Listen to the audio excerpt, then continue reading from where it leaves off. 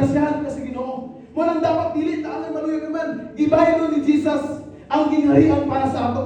Minaot sa kalibutan kung gusto niya luwason niya ang iyang katawan nga nangawala so mo nang ikaw ang nakapragal sa Ginoo. Amen.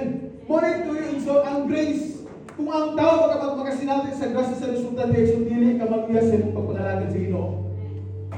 Bisan kung saan kang kuso-kuso sa mga pagsulay sa mga Lord, humana Ginoo. Humana ng bisan 2,000 years ago Ginoo, minglabay na Ginoo imo nang ginansang sa krus Ginoo. Imo nang ginala imong lawas ngadto sa krus man tungod sa kaluwasan nga gihatag ni Lord sa imong kinabuhi. So dapat masabtan nimo ang kaluwasan nga gihatag sa Dios sa imong kinabuhi. So ang kaluwasan nga gihatag sa Dios sa imong sugdan ka church.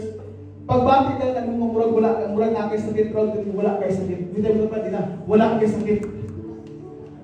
Inasa wala kay sakit kita sa pastor bisan na biso na dili. Wala kay sakit igsoon. Ang kamatayon ni Jesus sugdan ka sa iya mga sabali ng puso nangaayon na mo sa inyong mga sabalatian.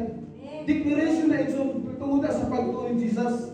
Nga ginapasa niya sa itong kinabuhi. Sumana kung imong tanawon, daghan sa Bible, ipangrasyahan sa Ginoo.